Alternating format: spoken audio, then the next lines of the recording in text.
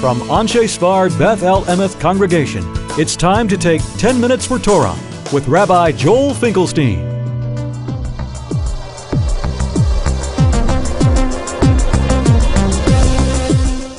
Welcome to our discussion of Parashat Tetze, Rationale for the Mitzvot. We know that the Sefer HaChinuch, some anonymous book written about the 613 Mitzvot, based very much on the writings of the Rambam and the Ramban, some rabbi in Spain, around 1300 or so, wrote a book called the Sefer HaChinuch, the Book of Education, and there, directing the book to his son, explained the 613 Mitzvot. But what's unusual about his book is that he has Mishorshei HaMitzvah. He always explains the root of the mitzvah. He tries, based on the Rambam's ideals, but sometimes differing from the Rambam, tries to give a rationale for every single mitzvah. There are 74 mitzvot in Parashat Tetze. We're not going to be able to discuss all that, but let's take a look at some of the very interesting mitzvot and shorashim, roots of the mitzvah, that the Sefer HaChinuch discusses. Number one, we're never allowed to marry a Moabite or an Ammonite. We can marry the women, as we know from the book of Ruth, but the men can never be married.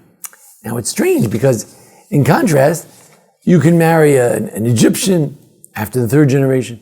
You can marry the Esav people after 3 generations. So I don't understand. The Egyptians were so bad for us for 210 years, 400 years, 100 years.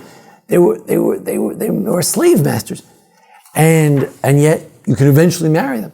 And the Moabites, once they came out, they were passing through the desert. They should have given us water and bread, or at least sold it to us, and they didn't. So this is so terrible.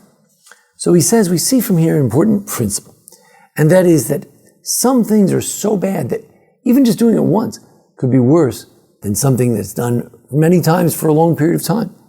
Apparently, this sort of kilut, this stinginess that the Moabite men had, is so deep that they cannot be repaired, and therefore we should never associate with the men of Ammon and Moab, people from Transjordan of that particular time. Interesting. Then he says, what about the Egyptians? He says, well, it was God's will that the Egyptians oppress us. So you really can't blame them so much. Generally, we say that Egyptians also, you have to remember that Geraita Bartzo, it says in the Torah that after all, you were a stranger in their own land. So how can you hate an Egyptian who you were a stranger? They didn't allow you to live in their land. We have to remember that Jews lived in Germany and Poland and Russia for so many centuries. So we do have some gratitude for that, strangely enough. Whether Germans, maybe a different story, but the notion of gratitude for the good years is a value in this scenario. As the Torah goes on to the various other mitzvot, speaks about that you have to have 2 mitzvot relating to cleanliness. Number 1, there needs to be a latrine. It needs to be, if you're out in battle, you can't just defecate all over the place. There has to be a latrine, a designated place. Number 2, there needs to be a shovel that's either attached to your weapon or next to your weapon. You've got to be able to cover the excrement. And therefore, your camp should be holy. How is this holiness? I mean, it's not disgusting, but how is it holy? So some would say, well, God is there in the camp of Israel and can't have dirty things, but he says, no, it's more than that. It's a famous idea of Rav Pinchas ben Yair, that what? That eventually cleanliness is the beginning of holiness. And therefore, that's why it says you should be holy, because this cleanliness eventually leads to holiness. Torah says that we shouldn't let a slave go back to his master. Now, it's not clear, is it talking about a Jewish slave who ran away from outside of Israel and now he comes to Israel for refuge, and we want to honor Israel, as Ibn Ezra says, to show that it's a place of refuge. Is it a place the other way around, that he's completely, you did a war, made a war, There was a Gentile who belonged to a Gentile who's a slave, and you bring him back. So the Sefer HaChinuch says, look, you know why we want this? Because we want Jews to know that the land of Israel is a holy place. It's an honored place. And you go to Israel, you get out of slavery, you are freed. And it says you should not, lo tonenu, that when you take that slave in, don't afflict him. So he says a fascinating thing, which is fascinating from the point of view of the days when they had slaves. You would think that they would think that the persona non grata. Comes the Sefer HaChinuch, he says, no. The Torah tells us not to afflict a Jew, and not to afflict the more underprivileged, the stranger who has no family. And even more underprivileged is the slave, because he's chalush hanefesh, yoter chalush hanefesh. He's even weaker of spirit, nivzeh. He's treated even more poorly than the stranger. So we have to have special sensitivity to those who are the most vulnerable. Fascinating statement from those who live in the era where there still was slavery. The Torah goes on, so many different mitzvot, and when we turn to a different section of the parsha, it talks about marriage and divorce. So you say, well, why is divorce important? A lot of people today say, well, it's a consensual thing. If you're married, you're married. If you're not married, you're not married. So what do we need a piece of paper to get for? He says, well, there are several reasons. Number one, if you just say, look, honey, it's over, we're not married anymore. And she say, okay, fine, we'll separate. And then she goes and sleeps with someone. And then he says, well, she committed adultery. And then she says, no, but you said we were separated. He said, no, I didn't mean it. I didn't say it. You didn't hear me right. So therefore, when it's written, it's more clear. Also, we don't want to make divorce too easy. No fault divorce. So we say, look, you have to at least write it. So therefore, perhaps someone, until they get a chance to hire the scribe and write it and all that and give it to her, they'll change their mind. Hopefully, we'll keep a marriage, hopefully worthy of keeping together, we'll keep it together. The Torah says that a groom should not leave his family the first year. Even for the war, he should stay home. And he explains that the Torah wants there to be married couples. It wants there to be families that make up society. And if a man gets the image of a woman in his head, he says, oh, this woman, he gets used to her. You tend to like that which you know. And everyone else would seem strange. This woman, she wears a different perfume, a different makeup, a different lipstick. Who needs her? He's only interested in his wife. This will strengthen the bonds of marriage. My son Asher pointed out, Rosenzweig, thank God, that actually this mitzvah, according to the Smak, is not just a mitzvah to make your wife rejoice for 1 year, but it's a reflection of the obligation to make your wife rejoice in general.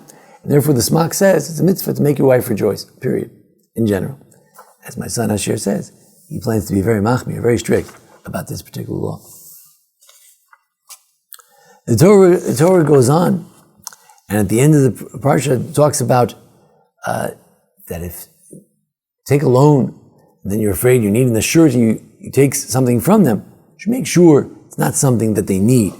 Because after all, God cares about his people, he cares about the Jews, cares about his creatures, and he wants us to learn kindness. So with the Sefer HaChinuch, there are always two elements. One, the Ramban talks about it too, one is that the beneficiary of the mitzvah, the poor person, doesn't lose his grinding mill, because that's how he makes a living, it's grindstone. But also, the person who gives him back his grindstone, doesn't take the grindstone, is trained to be more kind. And it's the same reason we need to pay wages on time, both, because poor guy, he climbs up in the ladder, he risks his health, he comes to work when he's half sick, because he wants to make a few dollars, the minimum wage, whatever it is. And so you should certainly give him the wage on time. But also, he wants to teach us chemla and chesed. He wants to teach us righteousness and mercy, and we need to take care of those who work for us. Then there's an idea that someone who's a close relative should not be a witness. Parents can't be witnesses for children, and vice versa. Why not? So he says an interesting thing. He says, well, firstly, we have to have a proper judicial system, and we can't have people, making up things to protect or even to prosecute relatives. He says also, we know that unfortunately, relatives tend to be neighbors, and they tend to fight a lot. And therefore, maybe if you'll believe all witnesses, people will concoct all sorts of false witnessing, so to get after their relatives, and we don't want that happening. So that's why we can't have relatives as witnesses, not for the positive and not for the negative.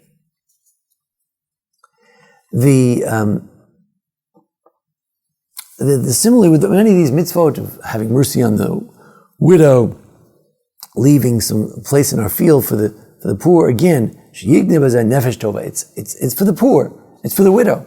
And also, so that the person leaving the share for the crops, for the poor, those who don't take something from the widow, they will themselves learn the ideas of kindness and mercy.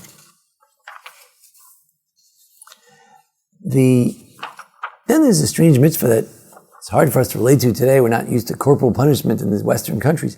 But there was an idea that we give lashes to a sinner. A person does a sin, and most of us would probably qualify. You give them lashes. And then there have to be certain circumstances. You have to read the tractate of Makot to know when you get lashes, don't get lashes. But why would you get lashes? So he says a beautiful thing. He says, well, we know that the Jews, last couple of weeks ago, Parshat Re'eh, we read that the Jews are banim makom, banim atem Hashem lechem, we're children to God. We know when it comes to children, yaser bincha. We know you try to afflict, try to chastise your child so they'll do the right thing. Today we don't believe in corporal punishment, but the idea is that you want to encourage your children, whatever sort of way, to do the right thing. And that's why he gave us lashes, but the rabbis say, you have to evaluate. It's an old man, can't take so many, can't take 39 lashes. So you have to have less. And if you see in the middle of the lashes that it's no good, you have to be careful, because this is not done in a punitive kind of way.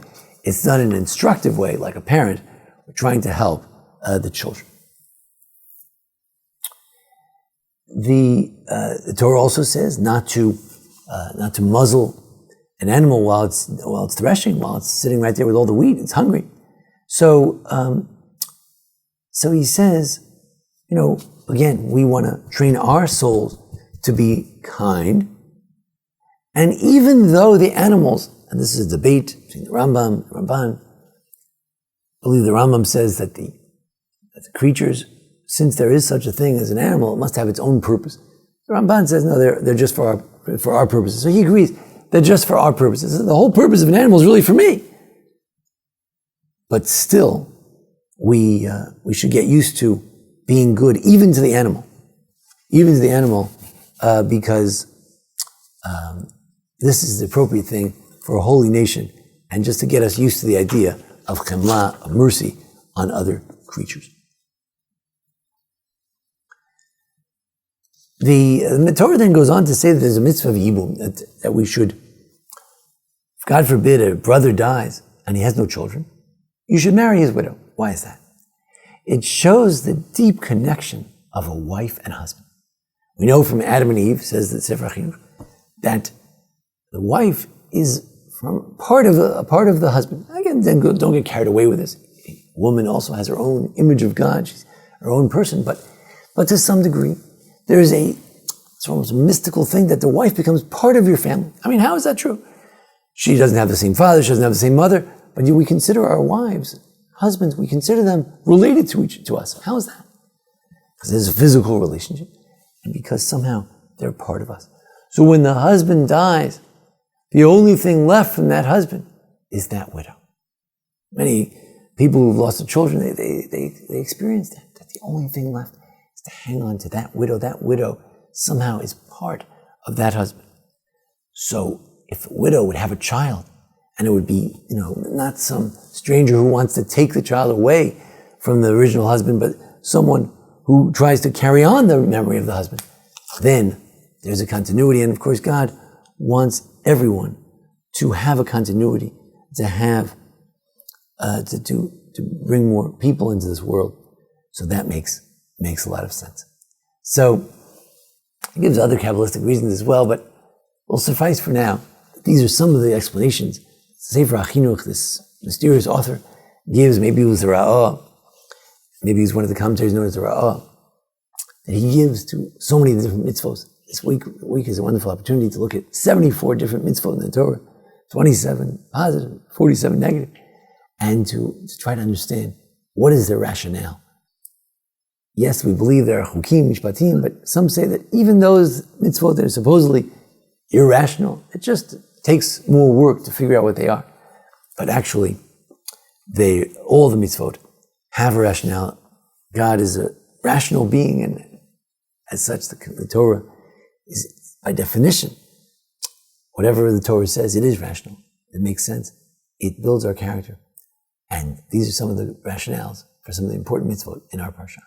Thanks for joining us here at the Anshe Sfar Beth Lehem congregation for a discussion of the parsha and the various holidays. Join us each week for a discussion of the parsha and the holidays. And thanks to Jason Lefkowitz, our producer. Thank you. This has been 10 Minutes for Torah with Rabbi Joel Finkelstein.